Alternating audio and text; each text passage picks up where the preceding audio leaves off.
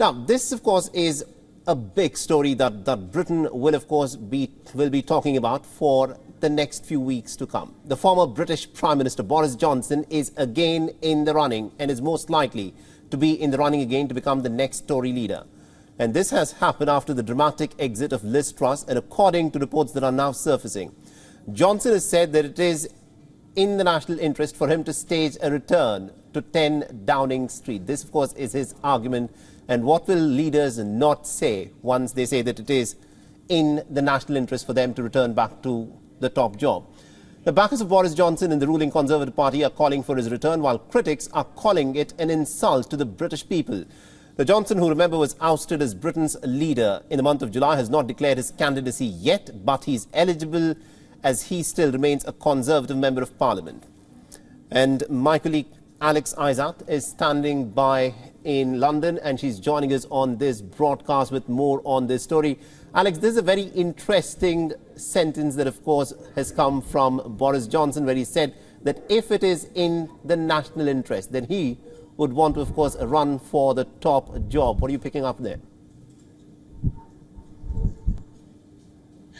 Well, obviously his hero is Churchill, and Churchill was someone that did come back to politics after he had left, and was a hero in not just Boris Johnson's eyes, but the UK as well.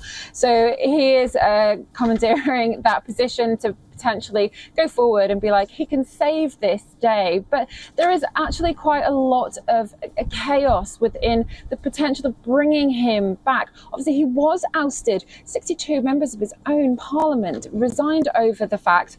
And so that kind of like backstabbing and chaos is quite divisive.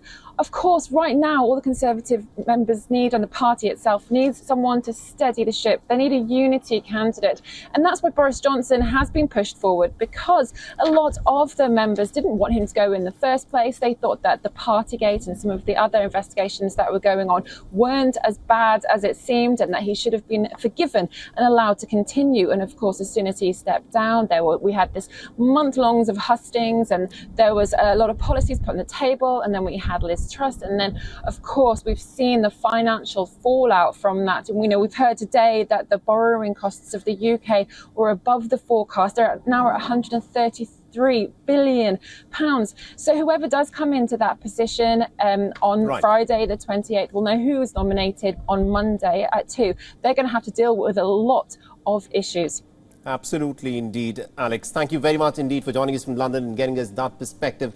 It, of course, remains to be seen as to how this leadership contest, of course, now proceeds from here. Because remember, when Boris Johnson resigned, he said that he was like a booster that had completed its job and is now just falling off after having done his job. But that clearly does not appear to be the case, because 2 months after he resigned and was ousted from 10 Downing Street, it appears that he's still back again in the running to be the Prime Minister of Britain. WION is now available in your country. Download the app now and get all the news on the move.